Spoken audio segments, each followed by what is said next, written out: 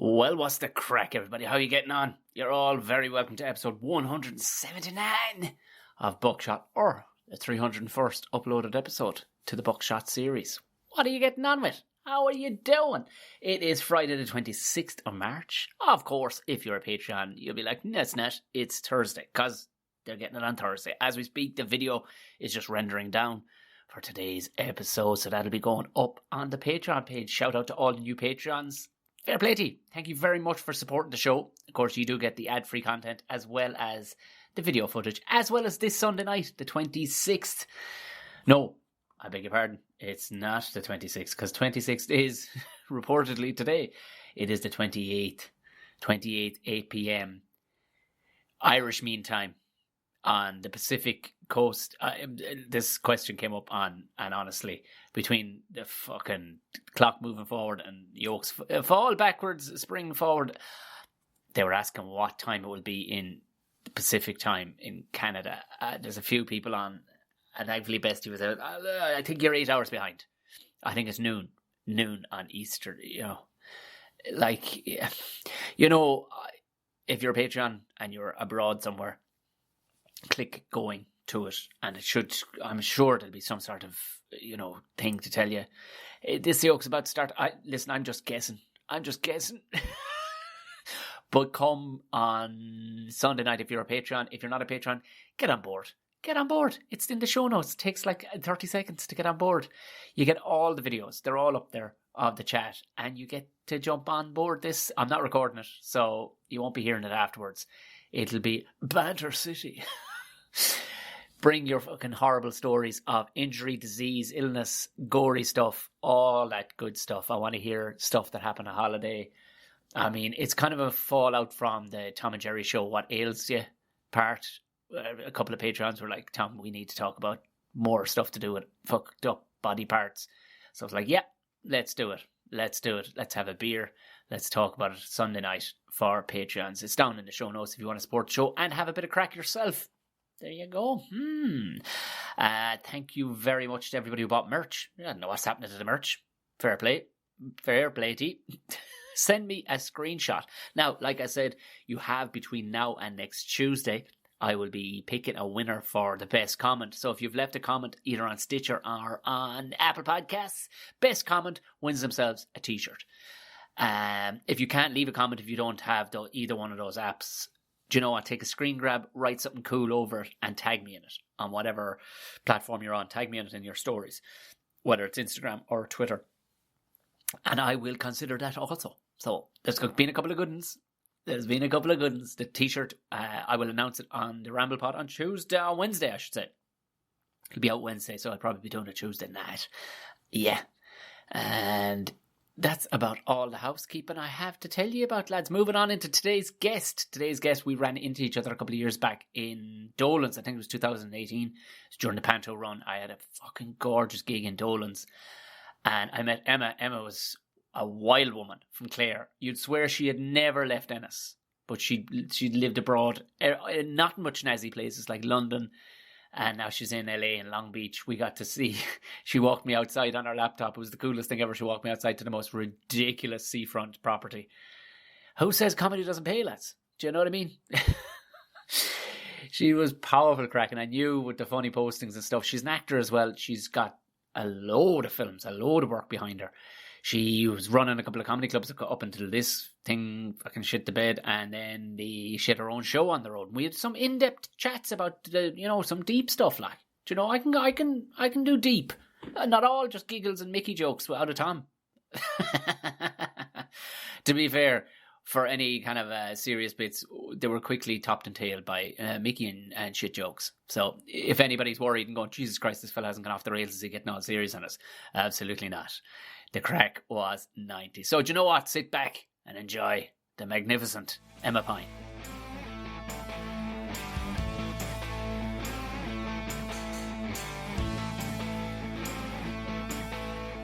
I can swear like a sailor, which is great, because if ever I'm doing interviews, I have to put a note on the computer to say, don't say fuck or something like that. I'm totally... So, right. I don't have to censor myself, which is great. You absolutely. You know what? I was going to intro the podcast, but I think that's a great starting point to the podcast, Emma Pyne. I don't have to censor myself, which is great. And can I bash the Catholic Church as well? I'd like to do that too. But whatever you have a go at, whatever you like. I had a flat earther on the other day giving out fucking yards about the world being round. So whatever. Oh, really? Oh, I love it. That's brilliant. Somebody was giving out about the world being round. What, does he believe it's flat? Oh, yeah. Oh, that's an episode now. That's an episode that's good crack. Have a go at that one because he absolutely...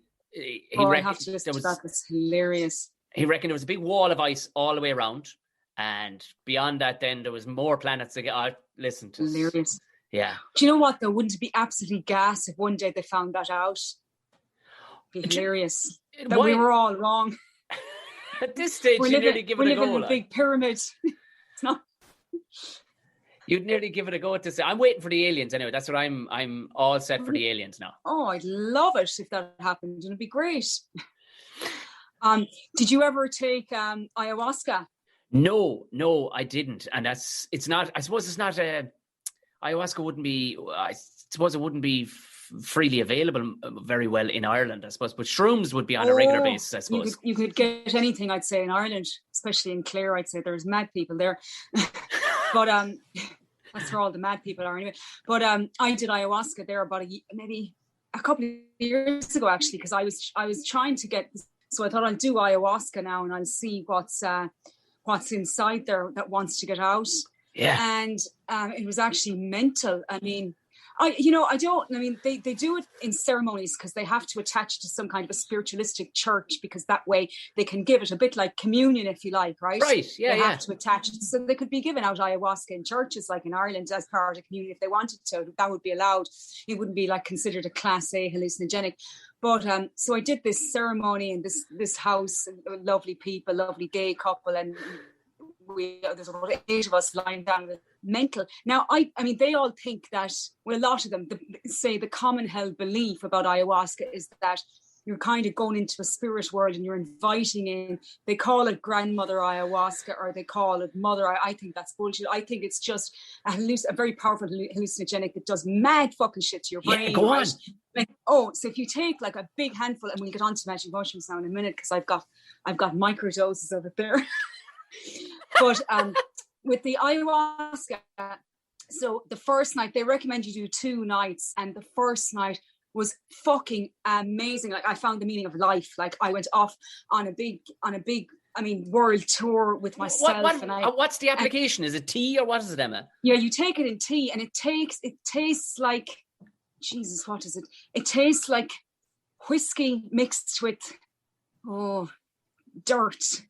Like Bewley's tea bag, so like a tea, like a real thick, strong tea, like kind of. And then there's an aftertaste that kind of tastes like the ground. Yeah, it wouldn't be the tastiest thing, but you have to knock it down, and then you're wrecked for about 8 hours, and it gives you the worst guts. Like you have to bring a change of pants because you're worried you might shit yourself. Like that's the thing. Like, trying to go to the toilet like on ayahuasca like is a whole lot, but you're vomiting and that, and it's like, I don't know if you ever did ease back in the 90s, but once you vomit you're like, oh great, you want to vomit because that will bring you up, so you're trying to vomit anyway. I vomited a few times and then I was having a great time. But the mad thing is, this sounds completely ridiculous, but you can kind of time travel on it, right? Go on. I met all of my ancestors, like all the women, the lineage of, and I sound like I'm totally full of shit now, but I met all the women ancestors in my family that were telling me to do things like, and I literally went back in time, and all of my grandmother's great grandmothers, I just met them all, and I was able to go into my childhood as well. And you know the way you think people wronged you, when we all have these little traumas that we carry, your mother wrongs you, a teacher wronged you, whatever, people that wronged you from your childhood. And I was able to go back and I visited these little scenes from my childhood, and I was able to drop into the mind or the perspective or the point of view of the other person, so that I didn't feel wronged, because now I could see it from their point of view as well. Mind blowing, like I tell you, fucking mind blowing. It cracked my brain wide open, and I thought, oh my God, I found the meaning of life. Like I totally have. And I was in a relationship, and I'm married now, but I called up my boyfriend at the time, And I'm like, oh my God, see where you're trying to get to with weed. He smokes weed, like weed is legal out here in California. And I said, you got to do this. Like, this is the answer to everything. Oh my God, it's the answer to everything. Now, they recommend you don't call anybody after the first day. But of course I did. I had to, because I was preaching now. I had found, like, oh my God, I found the holy grail, and everyone has to do this. Like, I know what I'm going to do now. I'm going to get people to do ayahuasca. That's my mission now. That's my purpose for the rest of my life.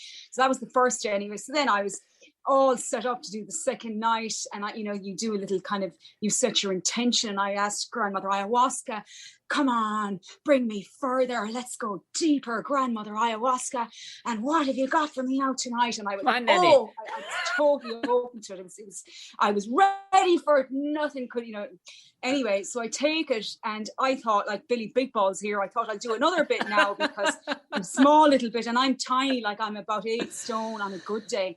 And but I'm this tiny, but the guy wanted more. So anyway, I did more. And then the thing is, the guy, like the shaman type person who gives it to you, also takes it. So your man is a bit high now, and he's given me the second round. So the second round, I took way too much, like a double shot of it.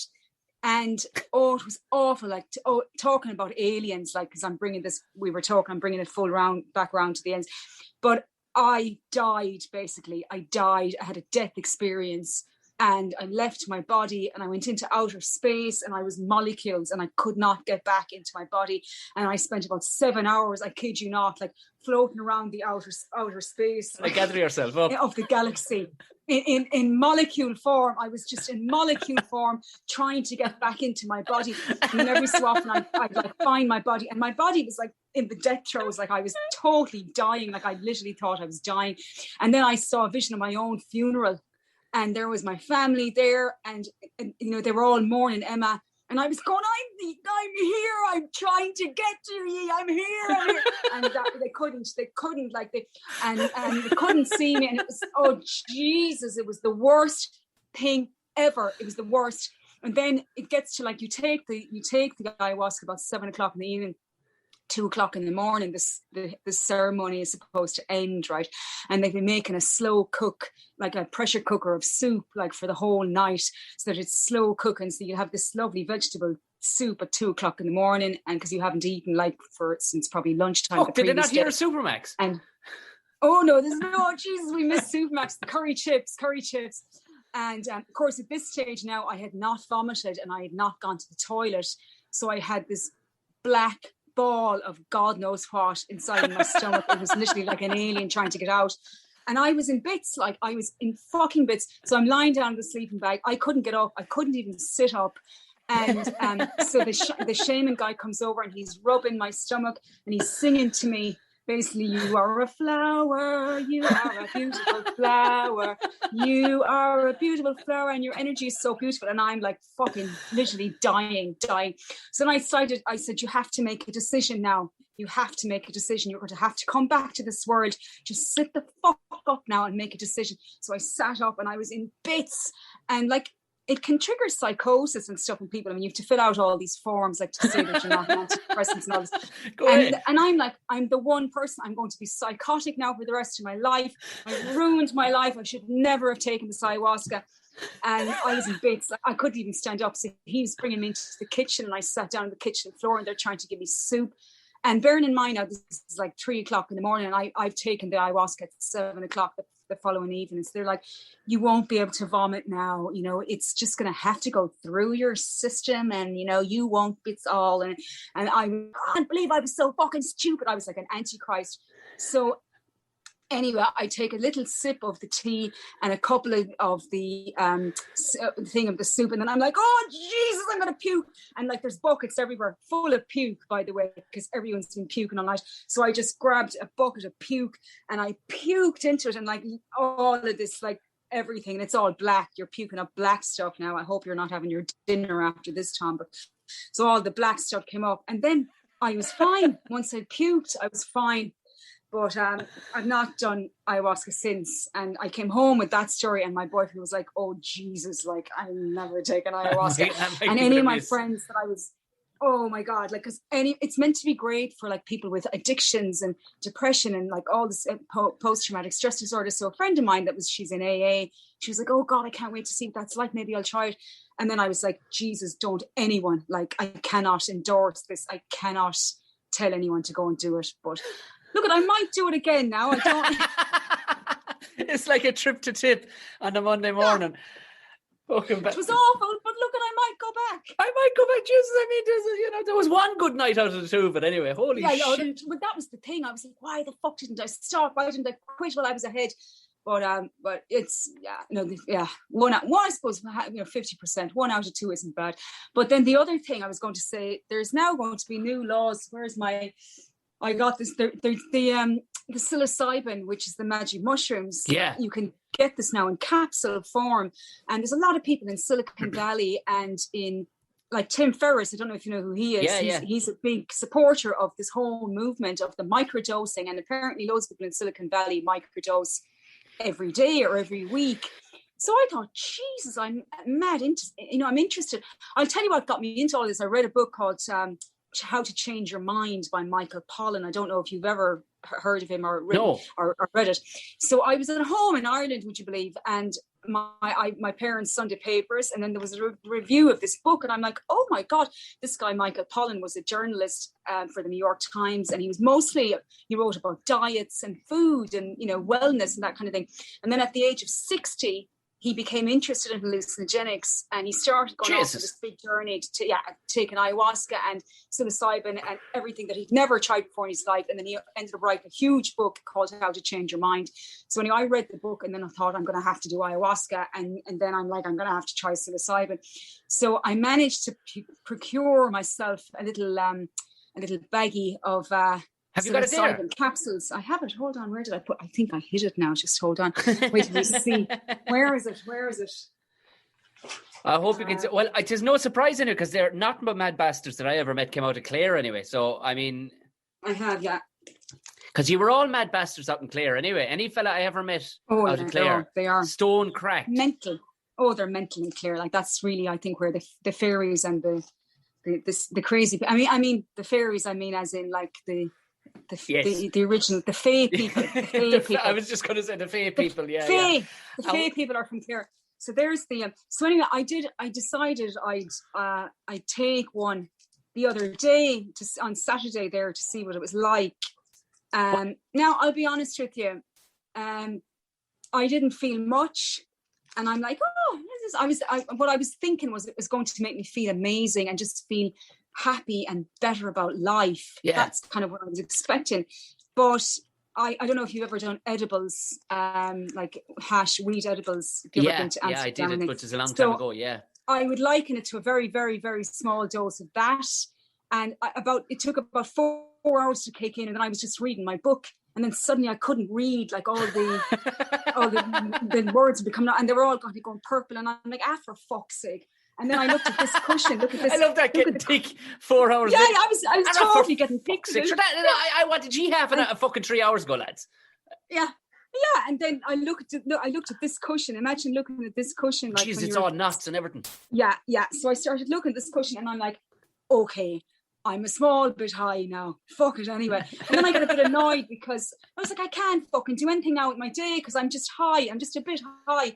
And then I went out for a walk on the beach, and it was lovely. But the thing is, if you've plans or if you've anything to do, you can't do it. I mean, it's only good if you're interested in lying down on the beach or lying down on the grass and just talking shit to yourself for the day, which, might be helpful to some people, but I don't know if I'd recommend it. But I obviously, as you can see, I'm kind of curious about that sort of stuff. But there's no harm. I mean, well, look, if you're going to fucking expand, and with the way the world has gone so weird in the ministry, you may as well fucking... Oh, Jesus, I know. There's no better time to experiment with hallucinogenics. Listen, they've been making fucking nettle soup around here for years, so I don't know. I mean, it's true, actually. Yeah. That's lovely. And nettle tea. So where are you now? Tell me. I'm after moving. I was in Dublin years, and literally in the last 5 weeks, we've moved back to Tipperary. We've moved. Great. Yeah. It was just, we made a decision last summer actually and went, what the fuck are we doing here? paying extortionate rent. Yeah. We want to buy a house, and sure, you buy nothing where we were. We were in South Dublin, kind of in the scary direction. Yeah. You buy nothing, like, you know, it is. And we went, let's go back to. And turns out, anything I need to do, I can do no problem here. Yeah, that's you know actually what I mean? the thing. And we can live anywhere now. I did a gig the other night, actual stand-up gig in Galway. Did you? Yeah. Wow. Well, what it was like on a huge, massive screen. Myself and Jason Byrne and Lisa Casey. It was brilliant, and they had people people's actual proper head size were in the room with you. You know what I mean? It was very snazzy. They're going to do amazing. They're going to do the comedy festival later in the year like that, with probably limited with limited capacity, I suppose, but like that as well. But it was very cool. But what I was saying was, normally driving from Dublin to Galway, you want to be setting yourself 2 hours, 45 minutes, 3 hours. I was up and down in an hour and 40 minutes the other night, and I was like, really? Right, grand. From Tipperary, yeah. So it made, you know, yeah, that makes so much sense. Yeah, it's going to change the world in some ways for the better. I produced a couple of shows out here, and both venues have gone. Like, they're just there was one club literally closed its doors in April of last year, couldn't stay open at all. And then the other place was a little bar, like a little neighborhood bar. We do a monthly show there, gone as well. And they all tried to do a GoFundMe to try and save it. But sure, look at what can you do. So then we started doing Zoom shows. But I don't know now if Zoom has changed. But last year, April, May, June, I didn't think it was working, I'll be honest with you. I just didn't think the Zoom shows were working. They don't work as stand-up anyway. So what I've been doing is formulated kind of game show events. Oh, great. Hosting. That's now, I mean, it's the only fucking way they'll work. Like, do you know what I mean? And you literally have a tech linked into the call as well, who's controlling people's faces, so they can pull them down beside you when you want to have a chat, throw them back up. You know what I mean? Great. Yeah, because in the beginning, somebody come in with their dog, and then somebody else would be eating their dinner, and then you just see the person eating their dinner. The sound would go to that, you know. So it was, and then it was always on the punchline. So then you're like, oh, nobody laughed at that. Yeah. Oh, killer. And no, at least Zoom has, it's upgraded a small bit from that too. But when you have a fella controlling the whole thing, they will control as long as your face is talking. Yeah. And then they'll go to the crowd. Great. You know what I mean? So it is. That's great. Jesus. I mean, the Comedy Store out here, God, like. Oh, I can only imagine. Their doors closed for a year. I mean, the people I knew that was their only source of income. Like, Jesus, it's just. I mean, and some people I know have done, there's been drive-in shows, Irvine Improv have been doing drive-in shows, but they were ridiculously expensive, like, because I suppose you could get 5 or 6 people into a car, but you can't really in quarantine. Who are you going to call? Like, 5 other friends to go in the car, but you can't do that. But they were charging like $125 for a car, you know, to go out to the parking lot, and it was like, for fuck's sake, you know. It is, it's a fright. And was there ever a period where it opened up for a while and closed back down again, like here? No, or has it been continuously fucking locked? It's been continuously locked. And like in any of the clubs, like Comedy Store is gone. How they're managing, I think now, is they had a podcast, so they just upped their podcast, and I think they're doing more podcasts. And then let's say the Comedy Store regulars are all involved in the podcast. I think that's what they're doing. And then the Improv, it's only saving grace, the Improv in Hollywood, was that it had good food. So they were doing just takeaway with food and cocktails, but I don't know if they were open for anything like other than that. So it's been really hard. It's been really hard. Like live shows, live theatre, all that. It's just, and you know, people said to me, like, my show was supposed to go up the 18th of March. That was Confessions, was it? Confessions of a Catholic Nymphomaniac, yeah. And I mean, it's in the, like, I love, you know, I love a good title that there's no fucking mystery. There's no mystery like that. No mystery. And actually, it was quite a good little format. I recorded a little piece with a priest, like an actor pretended to be a priest at the beginning. And so he was there hearing my confession at the beginning. And I kneeled down. I had my kneeler, loads of fucking props and the whole lot. I spent a fortune. And I was going to go in and kneel down, and we're going to hear a bit of organ music and the whole lot. And I was going to, forgive me, Father, for I've sinned. It's been 35 years since my last confession.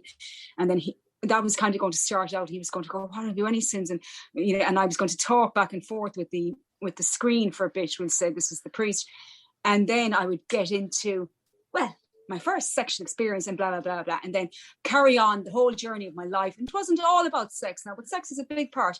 And then the journeys that sort of took me, you know, the tangents, the bad sex and all the other shit that happened, you know, the stuff, the self-loathing, all the stuff that went on, the depression, the blah, blah, drink, drugs, whatever, all the usual good stuff that's in a show, you know. And then by the end of it, I was like, the very last line was like, and another thing, Father, I don't want to be Catholic anymore. And he's like, Jesus, you're not the only one. So by the end of it, I turned to the priest and he was leaving the church as well after hearing all my great stories about my life. So, but then a lot of people said to me, why didn't you do it as there's a lot of, I mean, I'm part of a solo show community out here as well. And a lot of them were doing the show on Zoom.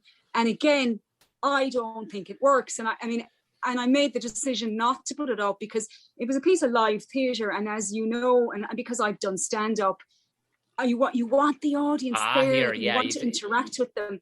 And I'd written lines that will say, we're going to be interactive. So the audience, a line would come up on a screen behind it and the audience would get to say this line and then I could react. So you would have lost all of that with the Zoom. And then people would have thought the show was shit as opposed to the medium was shit. Yeah. You know, so I thought, had it gone up before, and you know, people that have been doing their shows 5 or 6 times, and the show was already in some kind of a format, it was okay to put it up on Zoom. But I thought the very first time this goes up, it needs to be in front of a real live audience, you know.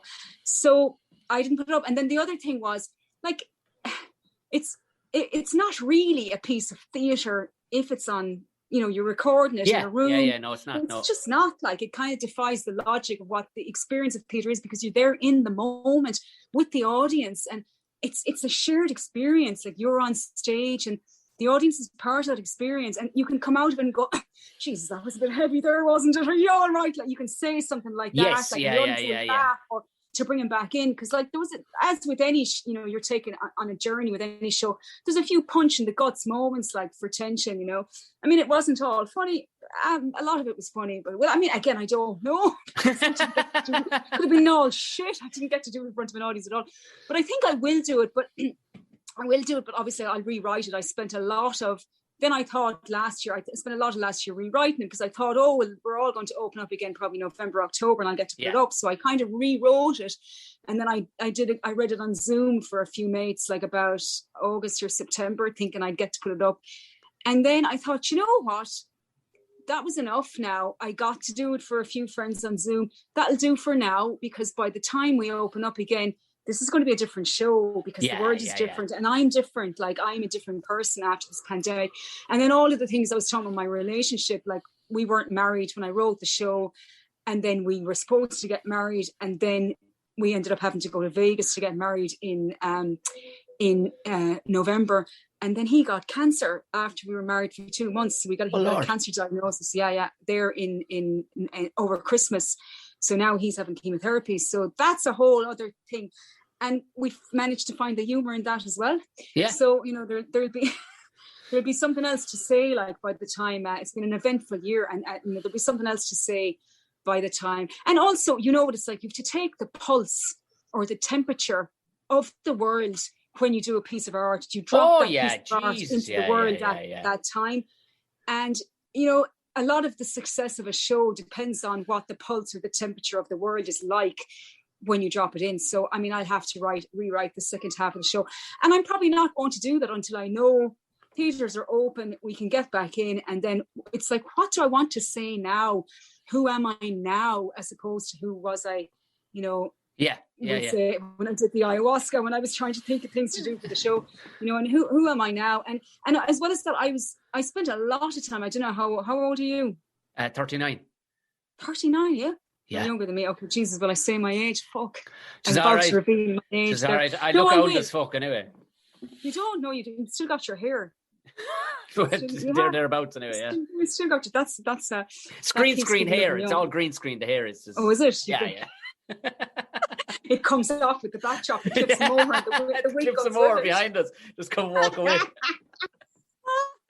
It's a toupee.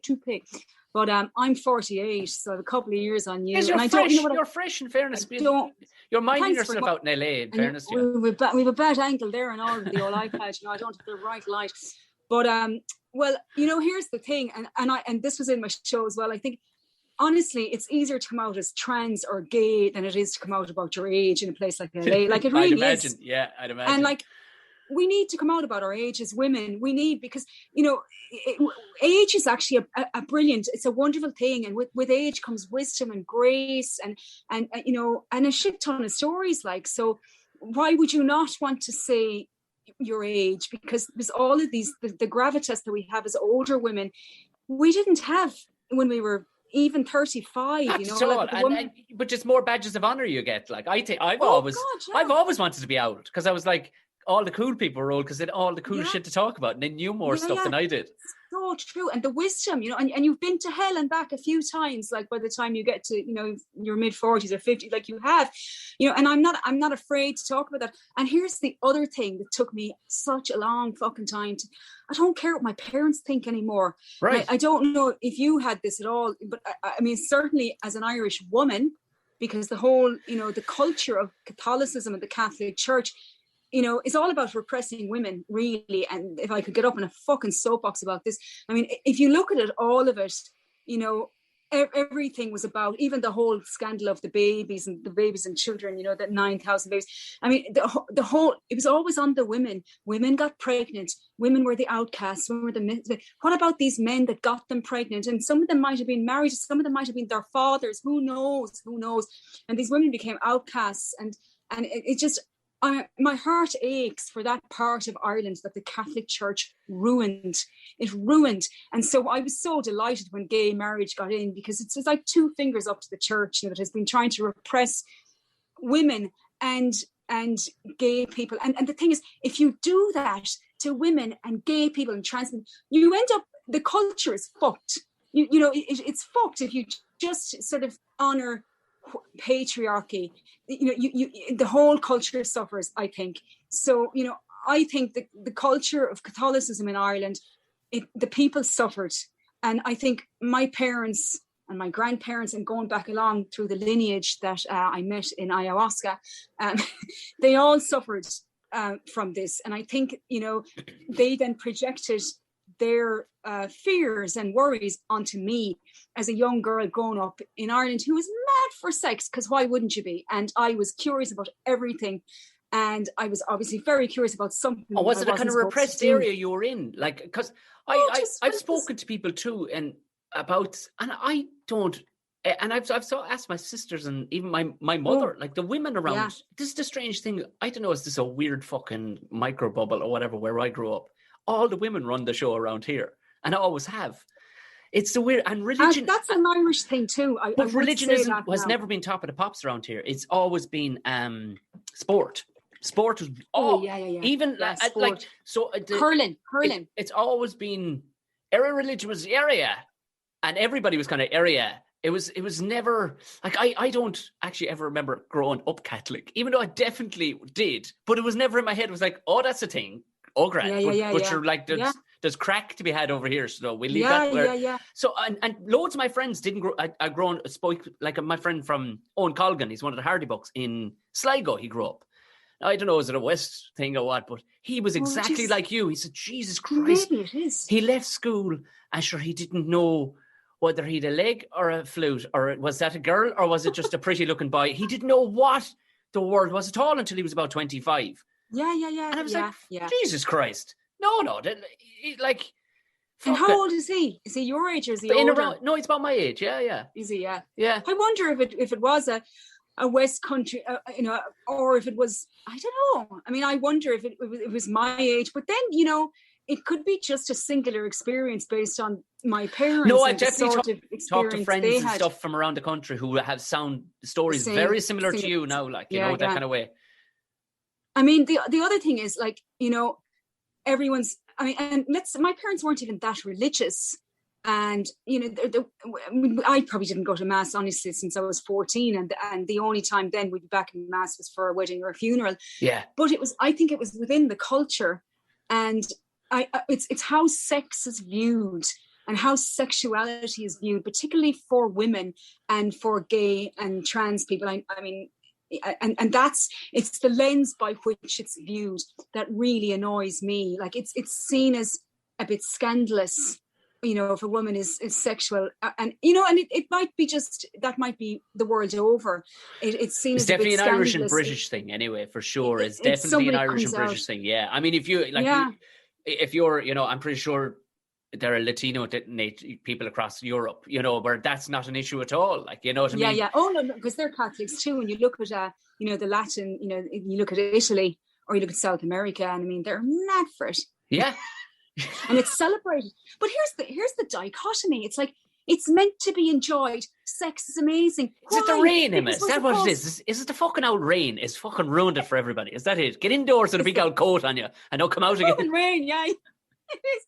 But like, we're supposed to procreate, so we're supposed to be doing it all the fucking time, all the time.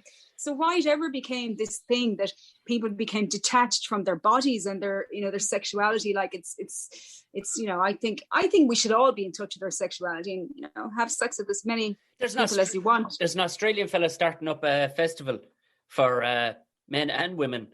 It's a wank festival or a wank competition. I don't know. I don't know how. I need to look into more. God. I literally only saw it the other day. There was a fucking. I must read up on this, because how is this? Will it all be on Zoom? Jesus! Will it all be on Zoom? Stop the fucking internet to freeze at the wrong time. Oh my God, that's mental. That is mental. But it's going to be competitive anyway, which is great. Great to have a bit of competition involved. I don't know how they're going to measure. Last to come on a biscuit. Last fella to come on a biscuit. Jesus, that's hilarious. And I wonder, will they be marking you for like how far you can project, or whether if your penis is upright or to the slant, or most upright penis. And I wonder, will there be I'd say so. Yeah, sure. To be like the best dressed girl at the fucking Galway races, like to be the same thing. Like, Jeez, that's hilarious. Best dressed Mickey. That's best dressed Mickey. That's hilarious. There was a woman out here. She died recently. She's a legend. Her name was stop. I'm fucking after forgetting her name now. She was a legend. Oh, I've forgotten my show and everything, but Betty Dodson. So she died at the age of about 88 there a few months ago. She was a sex educator, and she ran masturbation workshops for women in New York, out of her apartment in New York. Yeah. And I mean, I get that her generation and maybe my mother's generation, women of that age, but apparently there was a big spate of women that had never had an orgasm, and she was out to change that. And so she taught these masturbation workshops, and there was women turning up to the workshops. And a friend of mine did the whole thing, wrote a book and everything about it all. And that's how I kind of initially found out about her. And I'm sad to say that I never got to go to, because I was actually well up for going to one of these workshops just for the crack. Like, jeez, you're in LA. Surely, but shit, there's something in fucking LA that would. Well, do you know what? It's funny. We live in Long Beach, and right before the pandemic, because I thought, again, purely for research for the show, as you understand yourself, I thought I'm going to find a woman who teaches masturbation workshop, and I found somebody. We live in Long Beach, and I found somebody in Long Beach that was actually trained by Betty Dodson. And I'm like, oh my God, I'm actually going to do it. And then, of course, the pandemic, I don't think anyone will be lying in a circle masturbating now for a long time. But,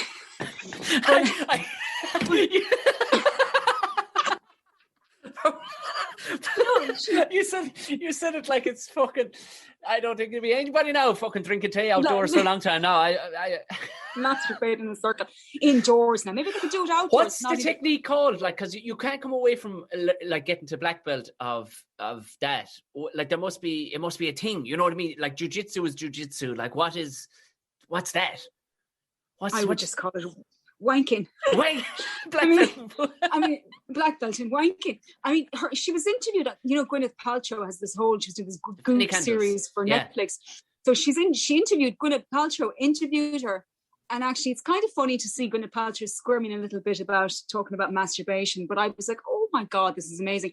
And Betty obviously loves to shock. She's dead now. She loved to shock people talking about it, and you don't know where your clitoris is, you don't know what your vulva is called, all this kind of stuff. I'm like, oh, okay, sorry, what's it called again? Like, you don't know the proper anatomical words for your own vagina or whatever. But I was kind of sorry, I must say, that I didn't get to to meet her and do her workshop. But she uses, you won't know about these things, but every woman of my age and a little bit younger will know what these are. There's a wand, Hitachi wand, and it's a vibrator that you plug into the wall, and it's about the size of the baby's fist holding an apple. If a fucking Hitachi make it, are you sure the thing isn't fucking diesel powered? I could get it for you now, but I'd have to go to the other rooms, so I won't. But I don't have anything here with it. But you plug it into the wall, and it's basically like a power vibrator. And that was, I mean, it's like a power tool. Is that for concrete or for? It should be. It should be like a Kango hammer. You could probably cut diamonds with it, I tell you. But but anyway, this was her tool. This is her main tool, and you'd go to the workshop and you'd get one of these. And then the worst part, you'd have to give it back at the end of the day. Jesus. They'd all get washed. Now, this is obviously pre-COVID times. They'd all get washed. And then even the next fucking still, like, all right, fuck that. Give that a rub down, Gerald, before you run it under the tap there, will you? I know, right? Oh, Jesus. Now, here's another story. I did have one, and I did break it. I was trying to wash it under the tap while it was still plugged in. Imagine dying by electrocution. How did she die? She was washing her vibrator that was still plugged into the wall. That's amazing. The great best story of all time. That's how you want to go. Fucking big smiley head in you. I hope none of my family, fuck it, I don't care. This is my parents are not my audience. They won't be listening to this. Oh, don't worry. My mother listens to this, so she'd be delighted. She's on that out. Of course she would. Everyone's mother is delighted except my own mother, which is always the way. But actually, it's funny because pre-COVID, I was thinking, Jesus, I might do this as a bit of a sidebar. I might do this as kind of a side job. Yeah. Maybe I'll hold masturbation workshops in my apartment. Maybe I was actually thinking I was going to do it over Zoom before she died. But I was going to go off and get trained with Betty Dotson, and then maybe become a masturbator educator. I'll put that on my bucket list. Maybe when things open up again, I'll see what I run some masturbation workshops. I think Foss do a course and something similar. All right, do they? Yeah, you do, yeah. Oh, I tell you, you could make money doing anything out here. There's actually somebody, again, all pre-COVID, this woman, and she was a friend of a friend. I never met her myself, but she was charging people for cuddles. Cuddles. But actually, I think this is fucking inspired, because people need connection. Really, they do. They need hugs. That's what's wrong with people more. And especially, I think, in COVID times, if you were living on your own or anything, people need touch. They need hugs. I think that was brilliant. And now it would be a bit much. It would be a bit more if you wanted to do a lie-down cuddle. This was more money. Right, yeah. You could do a lie-down cuddle with your clothes on, just lying down, like this, with the clothes on. This would be more money. Oh, is she a big strong woman now? Because you wouldn't I never got to meet her. People were fucking paying for this, like. But sure, look at.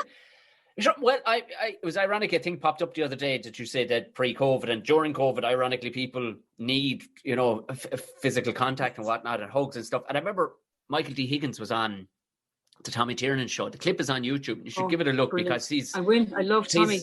He's sure Michael D. is one of the most magical people of all. He not only sounds magical, looks magical, but he's an incredible orator.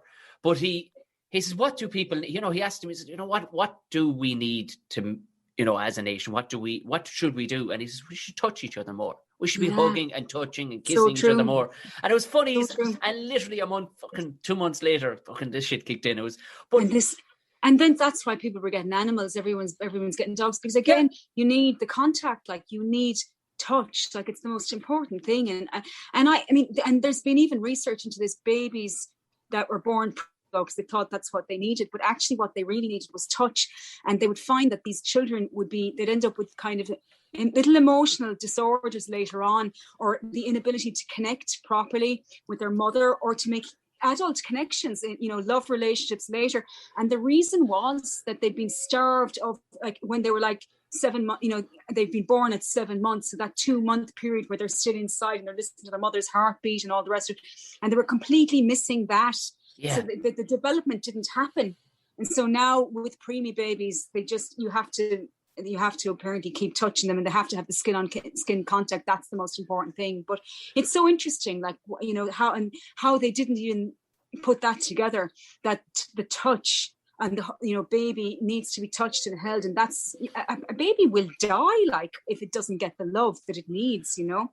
Oh, this is, I don't know if anyone's experimented on that now. That would be a hard one to experiment on, to see if a baby would die if we just didn't hug it. Let's just see what happens.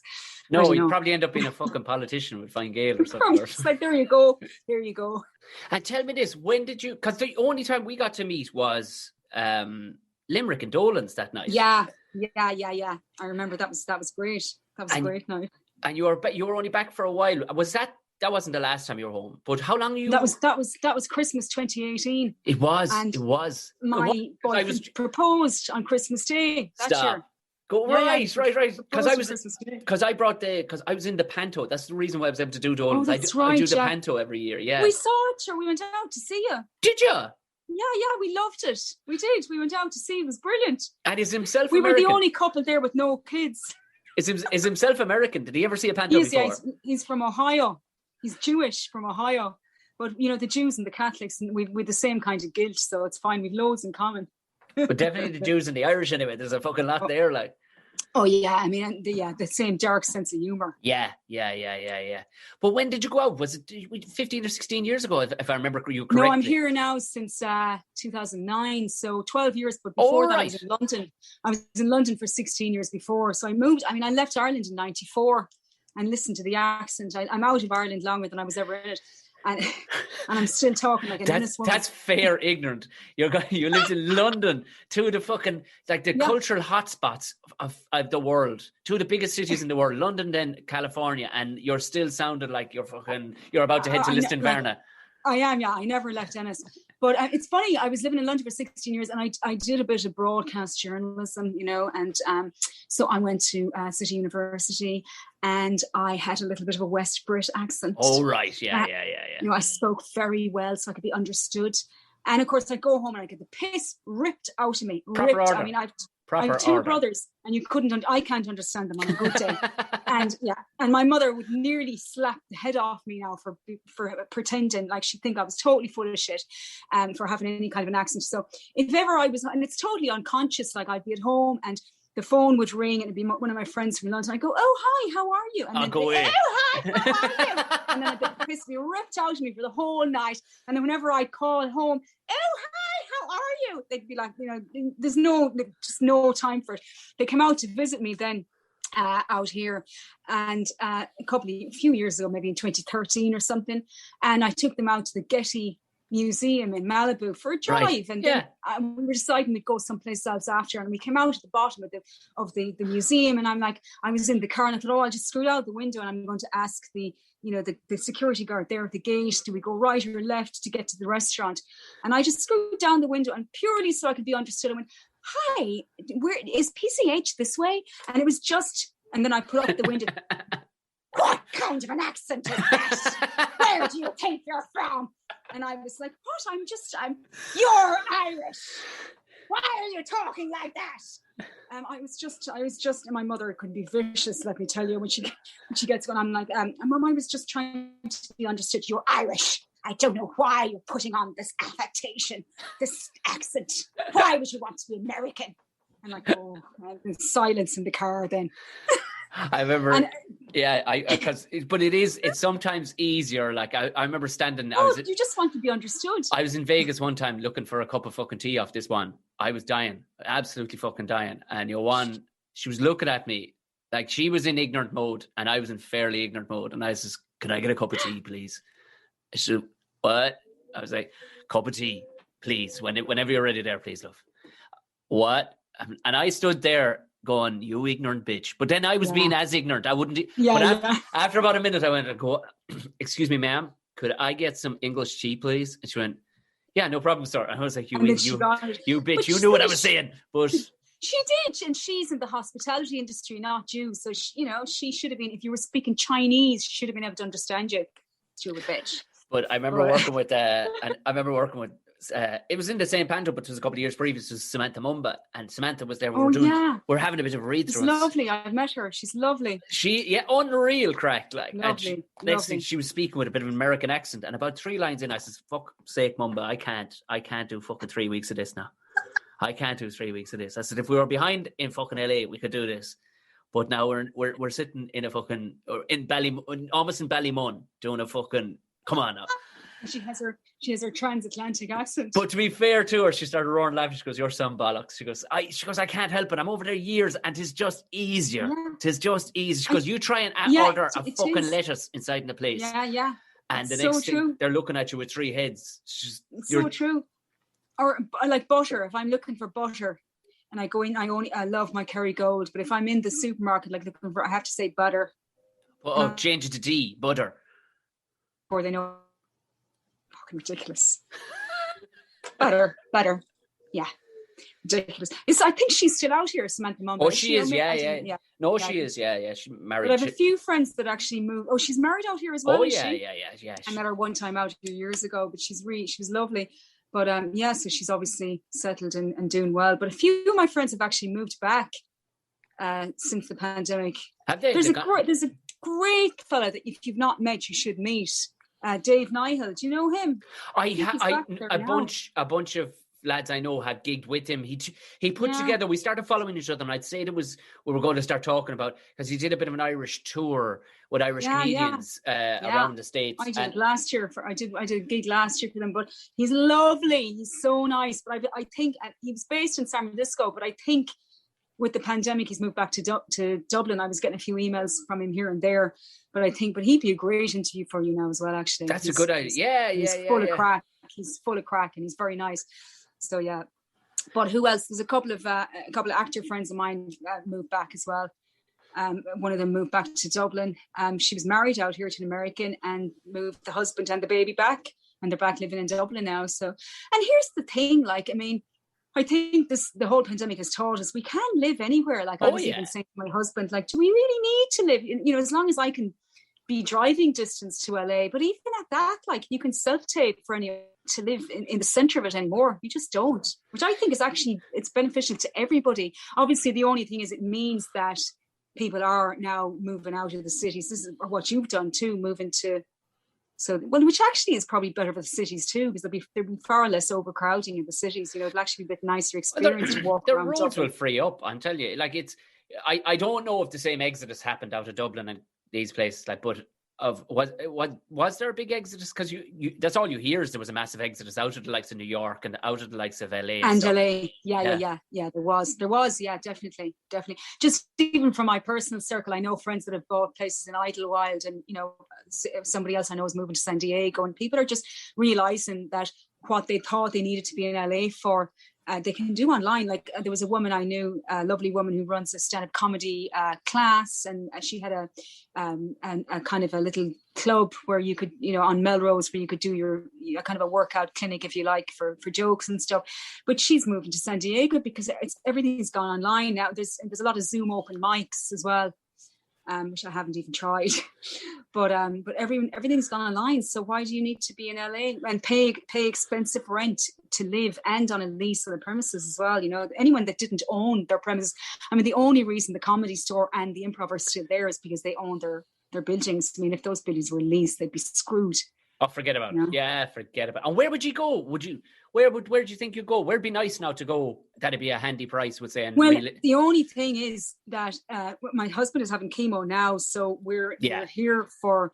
I mean, we talked about this yesterday because the assholes that own our flat just gave us 60-day notice yesterday, even though they know he's got cancer, and I'm like, fucking live it. Like and my mother was like, well, yes, you better jump up and down. If there was ever a time to jump up and down, now is the right time. So anyway, Daniel wouldn't let me deal with it. He was like, I'll deal with it. And I was like, I was going to get Irish on them. But you know, we are going to speak to lawyers, because apparently the law is that they're not allowed to, and we're still paying our rent, but they're not allowed to evict anyone in LA before June.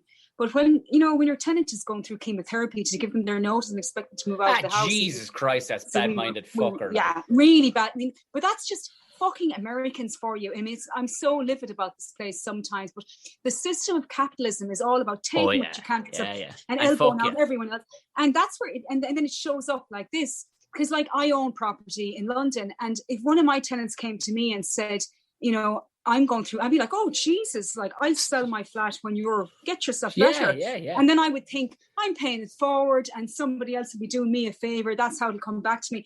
But these cunts, excuse me, but that's what they are. Grant. Like we told them he's got cancer. He can't move anywhere for the next 5 or 6 months. And then they give us a 60-day notice. So do you know what I'm going to do? I probably shouldn't say this on air, but when they won't be listening to this anyway, I'm going to put something in their in the air vent before we move out. Are you going to shit in it? No, not shit. Oh, but you're giving me a better idea. That's my first thought. Shit in the air vent. I was going to put fish or shrimp or something. Is that illegal? Can I get arrested now? Oh God. Well, is that very bad? I think that's just fucking karma. Bitches. Karma. I just take a load of ayahuasca, shit into the bucket, and throw it up. Leave the bucket up inside. leave it inside a teapot. Leave a teapot up there on the worktop for them. Oh God. So we were thinking, where could we move to? And here's the thing. I mean, I would move back to Europe. Like, I mean, I totally would. I don't think I'd move back to London now because Brexit has fucked itself. Like it's all over the place. But I mean, I would probably live in Dublin, and I would definitely live in Spain or Portugal or Ibiza. Or the lads I know are gone to Barcelona. Oh, fabulous. Well, only thing is I don't speak Spanish, but of course you probably have it learned in a year if you were actually, you know, immersed in the culture. You'd have it learned in 6 weeks. You'd have enough learned in 6 weeks. Yeah, you're right. And you probably here's the thing. I've gigged in Barcelona a few times. Have you? In English? Yeah. And it is embarrassing how good their language is, like how good they are at English. Good enough they know it's an Irish comedian on the show, and they'll still come. Because their English is impeccable. Like, so we're the only Lulas who have only fucking one accent. When you go to Central Europe, like Natasha's brothers all have at least minimum three languages. Minimum. One lad has probably close to 7.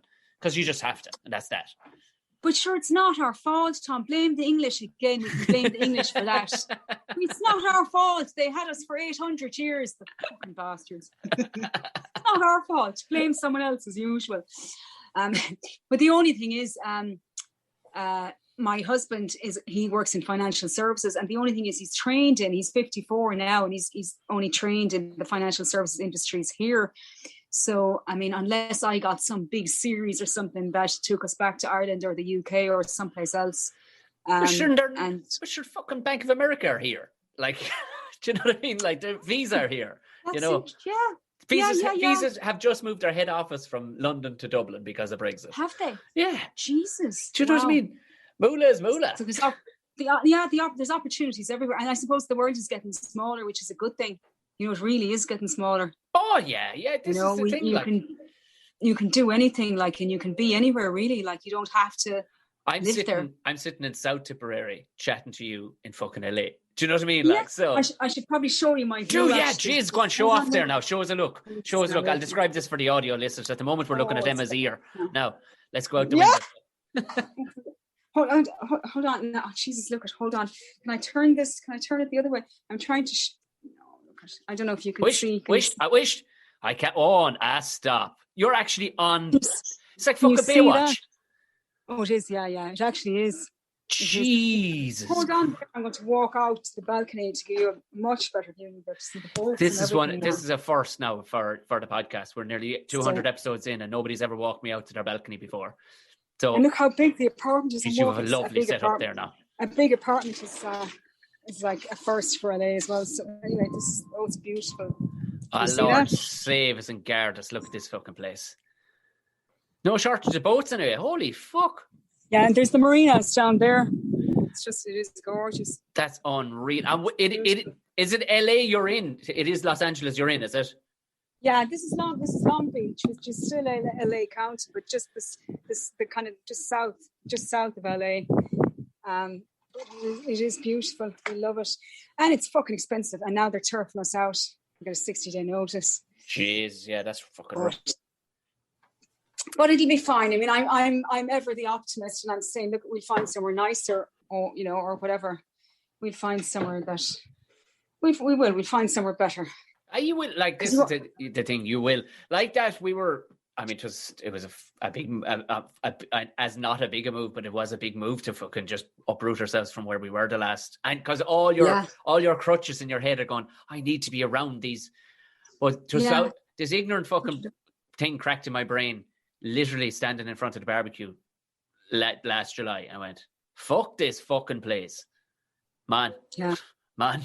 Yeah, because that's the thing. You don't need to live there. Why would you? And now you've probably got a gorgeous 4 or 5 bedroom house and a big garden, the whole lot. Jesus, amazing. Yeah. And a back garden and a front garden. Well, 4 acres is enough of an area. Oh my God, wow, beautiful. But just even just gas, we were down at I was over my mother's. It's ridiculous. We were looking for a place. We ended up only over the road from my mother. I was over helping her with her thing the other day. And brilliant. And it was just a bit of rockery, whatever. And while we were there for an hour, 5 different people pulled in. Because we're out at the gate, like pulled in. Well, how are you? And nobody was in a fucking rush, no place. It was lovely. They're not, are lovely. They? It's brilliant. It's actually lovely, yeah. You really find that when you get out of cities. Like I rang, it was funny, I was in City Brain a couple of weeks ago, because we were only just here, and my grandfather, he turned 100.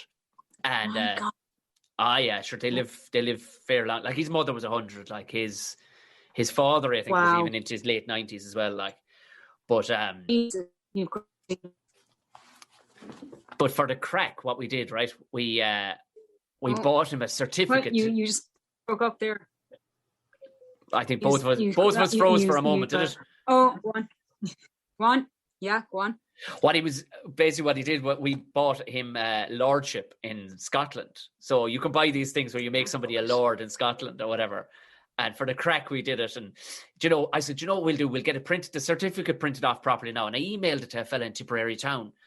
And I emailed it off to this printers. And the following day I rang at like lunchtime and I was like, but in my head it was like, this guy should have fucking emailed me back to say he was ready or acknowledged it or whatever, man. Because this is how business happens, right? How we do things in Dublin. What a fucking asshole I felt like, because I rang the bloke and he went, he didn't say, hello, this is fucking whatever printing. He just went, well. I went, well, totally disarmed me. It disarmed. Yeah. I love that. It disarmed me immediately. And I went, oh, well. Brilliant. And he says, I says, Tom O'Mahony here, I emailed you through a thing yesterday. The cert. Yeah, Jesus. Yeah. That printed out. You're toddle in whenever you want there. So that's grand. I went in and your man didn't even want to charge me for printing it. He was like, fuck it. I mean, what do I want one old fucking page on car? I don't know what. Do you know? And he's leaning on the counter and there's all chat. Do you know? And you're going, this is fucking class. Brilliant. It doesn't get you in, get you out, It's so lovely when you've lived in a city for so long to get that. It really is. Will you have more kids? I don't know. I mean, for the minute, I suppose just getting, but we'll see. Yeah, we'll see. Yeah. It won't be fully my call anyway. You're just going to show up and do the business. That's whatever's needed. I no bother. I am great at that. Whatever's needed, no bother. No bother. So I've taken up. My brother got caught there in that. My brother got caught. My brother's having a second baby. They're due in about 2 weeks. No, Jesus, everyone. Yeah, they got caught there in the lockdown, the first lockdown. It's so funny they got caught. Those are my brother's words. We got caught in the lockdown. But loads of people did. There's the word. It's the best time to have a kid, I suppose, really that young, because they don't know the difference. Oh yeah, you know what I mean? Totally. Now, it's so funny though. But I was talking to a friend of mine yesterday. She had her baby is 7 months, but she said he doesn't know people because everyone he's seen has just been on Zoom. The only people he's met has been his own parents, which is so weird. Like, but he's like, he was on the Zoom and like, all like this, he's 7 months and like, because he's, this is what he's seen. He's looking at the faces and engaging and stuff because that's what he's used to. So kind of weird. That's another thing we're very conscious of, like literally down at the gate. Like if you were down there doing anything at all, there'll be somebody stopping after 5 minutes to go, well, so we have him down, he's waving at all sorts. There was a lad down there with a small mini digger the other day, and he let him sit up in it and pull on the yokes, and he was delighted with stuff. So it's physically seeing people, like, but yeah, you could totally see how a child could become totally fucking fishbowled, like going, yeah. People are real outside of this place, right? Okay. Yeah. You don't just see them on screens. I was looking down through before I was looking down through because your IMDb, you've a fucking load of great credits. And one that jumped out at me though, because I was just going, this is funny. Just it was a film called the oh Jesus, what the fuck was it? I had it open and I'm some bollocks now, and it was the preaching for the Preaching to the Perverted. That was one of the first things I ever did. I was this what a great London. name. What a great Preaching name. to the Perverted. And it didn't do as well as they thought it might do, but it's some kind of a, I don't know, it was made in the 90s. I think they thought it was going to be a bit like the Rocky Horror Show, but I don't think the plot was too thick. Right. I think the plot wasn't great with it, but I can't even remember now what it was. But yeah, it was. I mean, I suppose back in the 90s, and they were making a film. There was a lot of voyeurs, and I think this was made from the point of view of a voyeur, that he wanted to sort of get involved in the fetish scene, and he was meeting some mistress, and she was taking him on a journey. And the mistress was the woman that became the mistress. She was some famous actress. I can't remember what her name is now, but whoever was the lead, anyway, she was the dominatrix and took this fella on. I suppose a bit like the one with Jamie Dornan and Dakota Johnson. What was that? 50 Shades. I thought you were going to say Willy Wonka and the Chocolate Factory. It was a similar kind of a setup, like, you know. Yeah, totally.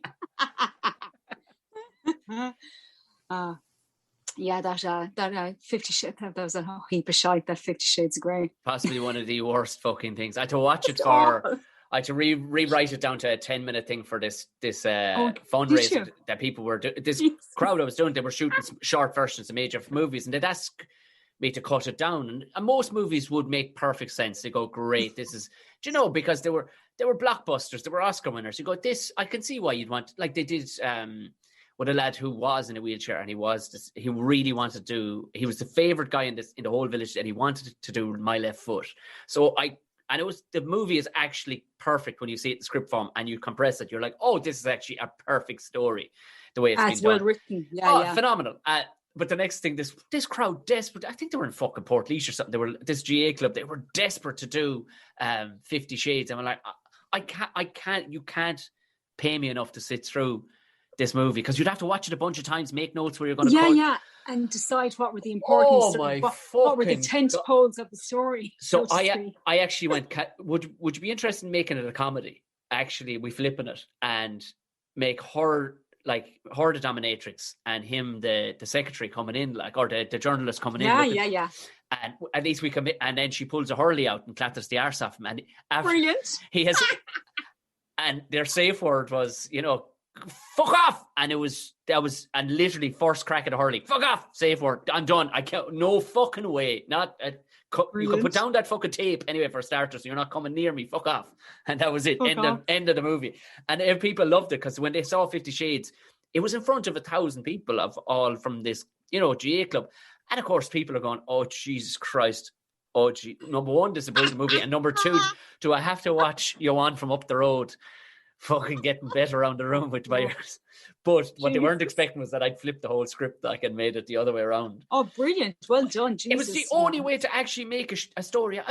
How you'd wonder how a thing like that can go so far. Like, the book had spelling mistakes in it. It was so badly done. Like, I think it's like, you've got the housewives, repressed housewives that aren't having a lot of sex. But there's been dirty books for years.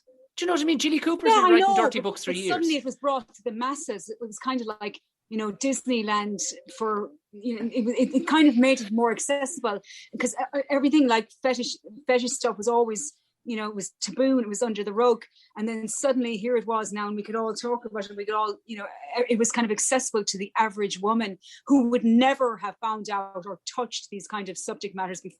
Like, I don't know how they managed it. They did 3 of them. I was embarrassed for Jamie Dornan. I was fucking embarrassed. It was that bad. I mean, they made a ball of money, but it was embarrassingly bad. It's just when if ever a sign of a fella wanted a few pound, like, you know what I mean, a handy few pound, that's a handy few pound. Like, you won't have to stress yourself getting into character, and it's just like, all right, fair enough.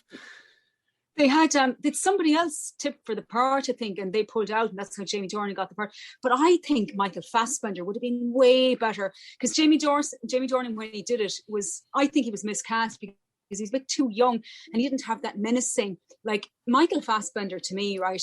You know, he's menacing, and you're not quite sure what he's going to do, and you're like, he's one of the best actors that is one of the best actors of all time. Like and you'd be equally parts terrified and titillated by him as your master. But Jamie Dornan, you're like, would you ever fuck he's off? lovely. He's too lovely. Like, you want to just pat him on the head. Yeah. But he was good in The Fall, actually. I liked The Fall, and that was quite good. Did you see that show? Yeah, but I don't think. Well, there was an Irish movie came out. I got through 20 minutes of it. What the Mountain Time? Did you see it? Did you see the clip for it? Oh, stop. I think we watched you got further than we did. We watched we were like, oh, Jesus. I said I'd do 20 minutes. Movies. Yeah. We do 15. And if it doesn't, we give everything 15 minutes, but that we couldn't even get past the trailer. Well, we broke our own rule because we have an Ara fuck's sake rule. And if there's been 3 Ara for fuck's sakes, that's it gone. And there was about 10 of them between the two of us going, Ara for fuck's sake. Which was only the fact that Christopher Walken was in it. I'm so fucking drawn to going, what's going to happen here? Because that fucker can't just be in this. Like this whole almost fall apart in a dream, and this fella's living in prison or something, or he's a drag queen. Something. This isn't right. But I wasn't even willing to go that fuck it. I went, nah, I can't. Oh, Jesus. Yeah, no, it wasn't something we were interested in watching at all. There's been a lot of great Irish stuff, though, I have to say. Like, we watched Normal People. We loved it. I liked it, but I tried a bit I could definitely see the quality of it. Now, 2 things fucking annoyed me, and I was talking with a comedian mate of mine who's from Sligo, John Cleary, and he'd be passionate about the nuances of accents. And he went, oh, really? Fucking Abramson fucked off and got a bunch of cunts from Kildare. He says, this minute sounding accent. He says, and I'm from Sligo. You're not from fucking... And that's what sent him over the edge. And then I couldn't see it in the same light then. I watched it and went, hilarious. Yes, the accent is very good, and its writing is very good. And also, I couldn't put myself into the pre-angst fucking teen, early 20s. I didn't live through whatever they were living through. I didn't live through that. You didn't? No. Oh, Jesus, that was every relationship I had till I was about 35. No. I was like, oh my God, it was like going back to college. Like, it totally was. Like, and I was in college in Dublin. I mean, it was just like, I wasn't at Trinity, but I had friends at Trinity, so I used to go to the Trinity Ball. And it was just like, I was transported right back there, and it was like, oh my God. It was so close to the bone. I went to college in LIT in Limerick, so it's... No. Oh, yeah. No, I went to Limerick as well. I did a year at NCAD, and then I did 3 years in Limerick. So I went to Limerick Art College. So yeah, I knew Limerick and I knew Dublin. The 2 cosmopolitans fucking... 2 cosmopolitans, yeah. So the plan... of the universe. In I've taken up enough of your time. The plan hopefully to get the show back on the road. I can't wait to see what it will have. I would have loved to seen it before and what it will evolve into afterwards. Your Confessions of the Catholic Nymphomaniac. I mean, I like the title. What do you think of the title? The title good. I mean, it hits like a fucking hammer. There's no doubt. Like there's no doubt. The title should always be, I think, a little bit funny as well. You know, and it's the other thing is you want people that wouldn't otherwise get to know about it, maybe pick up a flyer and go, oh Jesus, the title is interesting. That'll draw me in, you know. And of course, I thought in my mind, I was going to workshop it all through last year, and then I thought this year now I'll be getting ready to do Edinburgh. I was really expecting to be going to Edinburgh for this summer, but that's not even happening. So look, it'll go up when it goes up, and then the plan will be to take it to Edinburgh at some point as well. But I'm also thinking I might write it into a TV pilot.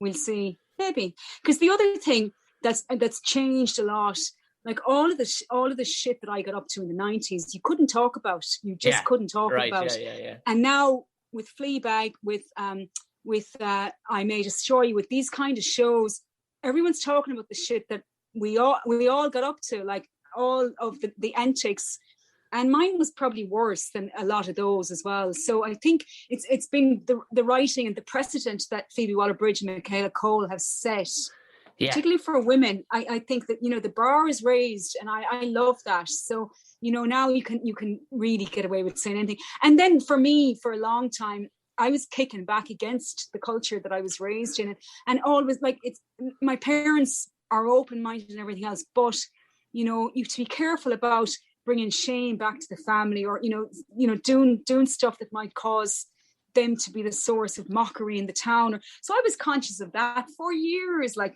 can I do this or can I say what I really want to say? Because I've even, have to think of my family. Like, even now I don't. I'm just like, you know what, lads, you're not right, and I'm, you're not my audience, and I'm going to carry on. They'd be great. But even there during the pandemic, SEACLA, the Centre for Irish Arts in LA, lovely fellow called Matthew Nevin runs it, but he's based in Dublin. They have a few art galleries in Dublin, and he asked me to do an online piece. Like, he was selecting maybe 10 artists from around the world that were going to do something. It could be comedic, it could be anything, for under 5 minutes, and they could post it on their website. And they were throwing us a small few bob for doing it. And I was like, oh, maybe I'll do a bit of my solo show, maybe I'll do a bit of comedy. I don't know what I'll do. And I said to my dad, and my dad goes, oh, Jesus, keep it clean anyway now. Remember, you have a niece and a nephew. And I said, Dad, well, they're not my audience. But even just that, those would have been the retorts I would have got from the family before, So, but I don't care. I am who I am, and I'm proud of who I am. I'm proud of who I worked hard to become this woman. So I don't fucking care what anyone says about me or thinks about me anymore. I really don't. So there you go. Fuck you all. Well, that is fantastic. This was some fucking crack. I wish I had a big old mug of fucking ayahuasca here to go away with that. Well, and I'm so fucking American. I've got my iced tea. My iced tea. That is fair American. But to be fair, you are living in Long Beach. Like, you can be forgiven. Like, you know what I mean? For not drinking. Although I have a pot of tea every morning. I get through the whole pot. I fucking love my tea. There's Barry's tea in there as well. I fucking love my tea. Oh, you do? You got the Barry's. You can get any of that old piss that did be sold. Yeah. It's very strong, the berries, though. Jesus, you really have to go and have a lie down after. Oh, it's lovely. Lovely. If the spoon can't stand up inside it, I don't want to know about it. Oh, I know. It's fucking I make the whole pot. But when you come out here first, you cannot buy a kettle and you cannot buy a teapot. They just don't know how to make a cup of tea. They've no clue. And then they were giving you a tea bag and they would microwave the water. Jesus. What the fuck? They can't. You have to go to, honestly. Kind of an animal would do that. I know, and I couldn't. I was teaching. I was inside in a bar one night, showing them how to make Irish coffees. Nobody knew how to make an Irish coffee. They didn't even know what it was. It's hilarious. You're like going around fucking teaching people. Fair fucking play to you. This has been my brilliant. I'm absolutely fucking knackered. That's fucking great.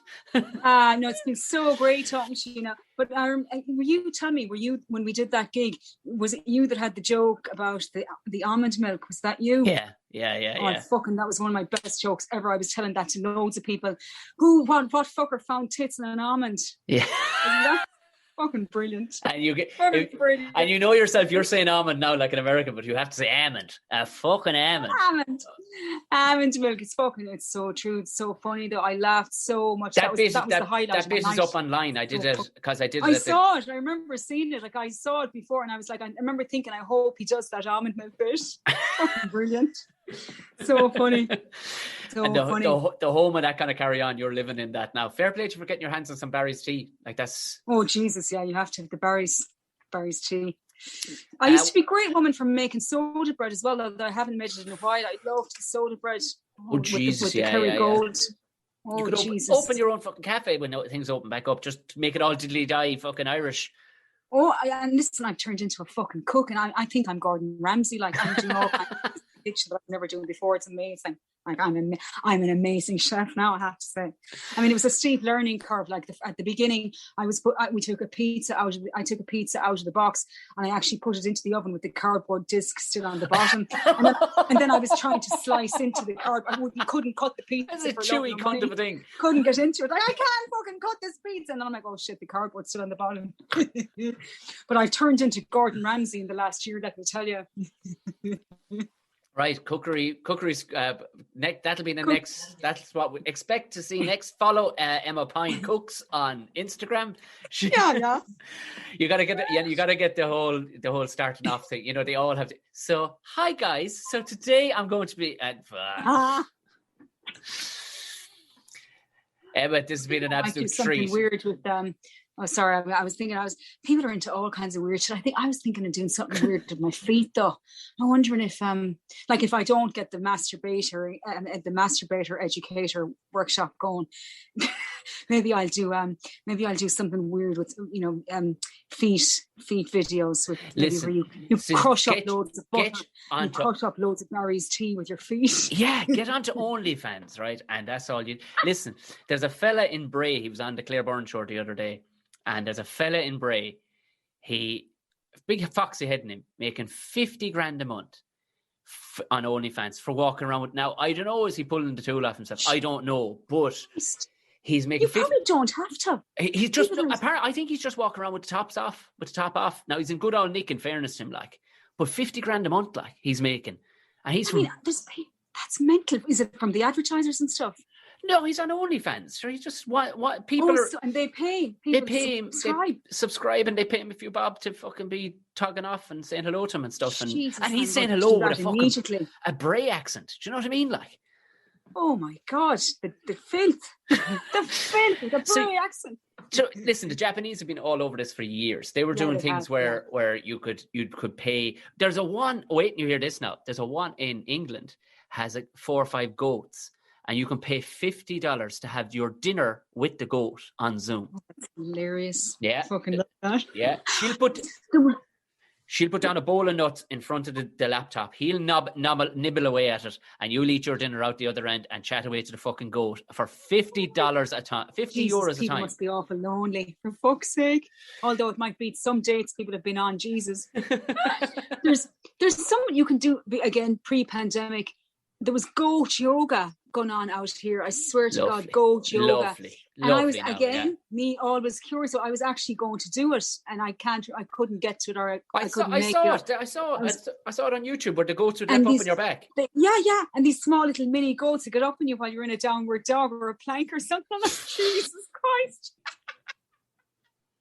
But you know, it's funny. People, the OnlyFans thing. You could make a video of you brushing your hair, like. Just brushing your hair. Just get out your feet. Like you said, get out your feet. Start running it through the Kerrygold. Yeah. Smoking fags with your feet. Rubbing it through the Kerrygold. Whatever you have to do. I know. This is it now. As long as you don't have to get your knickers off. And sometimes you might have to do that too, Louis. Over Zoom. It's fine. No touching. Yeah. Sorry, baby. I'm just doing my webcam again. Anyway, back to that wanking competition in Australia. That's where it's all at. That's where it's all at. That and fucking ayahuasca now inside the tea. That's hilarious. Oh, the ayahuasca, yeah, Jesus, yeah.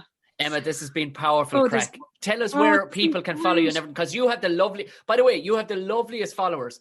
Anything I've ever seen you, and I don't know, is it a real lovely American thing or supportive people you have around you? Because you'll put something up, like you put up a gas picture of you the other day as a hillbilly, and it was fucking brilliant. But like, there was people writing lovely things underneath it, because I liked it, and I saw people writing things like, oh my God, you look so great, and like if I put anything up, people at the best will go, I can do one better. You look like a heap of shit, or what's after happening to you? Do you know, there'll be never an element of... That's hilarious. Do you know, it's the difference. You need to change your friends. I don't want your friends. I don't want your friends saying nice things, because I don't trust people being that nice. Yeah. It's so funny you should say that, though. I got totally trolled by somebody in Kentucky posting up that picture, because I put hashtag hillbilly and I put hashtag hillbilly elegy. So I ended up having to block her and delete her post, which she basically, oh my God, she this tirade of abuse at me. I was a Karen. I wasn't fucking funny. I was this. I needed to come to Kentucky and find out what real women could do. All this stuff, all because all I had done was put a photo of myself, and actually, that's what I look like all of the fucking time. I mean, I've made a small effort today, but most of the time I look like a fucking hillbilly. I'm not joking. Like, I just put a photo of myself on a good day, hashtag hillbilly. And anyway, she the hate. Brilliant. And I put back that I'm so sorry that I offended you, thinking I'll diffuse it. And then she came back with more. And I'm like, oh, Jesus. I was like, there's mental health issues, and then there are hills. And there's prescription drugs, abuse of prescription drugs is a heavy thing. So that's the other thing. You'll always fucking offend somebody, even when you're not trying to. And look, and I actually did put, I said, as an artist, I always take the stance, if you're not offending somebody, you're doing it wrong. I actually put that in then for a finish, and then I fucking blocked her, the stupid cunt. It was my homage to hillbillies. And then she started lashing into your man that wrote Hillbilly Elegy, like as if I knew him, like as if he was some friend of mine. He was getting it on my fucking post as well. So yeah. But anyway, other than people can follow me at Emma M Pyne, EMMAM as in Mary, PYNE. That's me on Instagram, Emma M Pyne. Emma, this has been an absolute treat. Thank you very, very much for coming on. So great to see you. And now your accent is going to be absolutely your fellow won't understand a fucking word out of your mouth. He needs a translator now for the rest of the evening. Go on, thanks a million, Emma. Cheers. And thank you very much to Emma Pyne. Fantastic. Brilliant podcast. Great to have her on board. Now, like she was saying, follow her on all the usual platforms. Emma Pyne. Pyne. You won't have a trouble in finding her. She's a comedian. So, I know she was giving you the exact details of where to find her. Emma Pyne, mad gas woman from County Clare, now situated in lovely LA. Brilliant. And when she does bring her show around, if she does finally get it back on the road, and it does get to land in Ireland at some stage, it'll be well worth a look.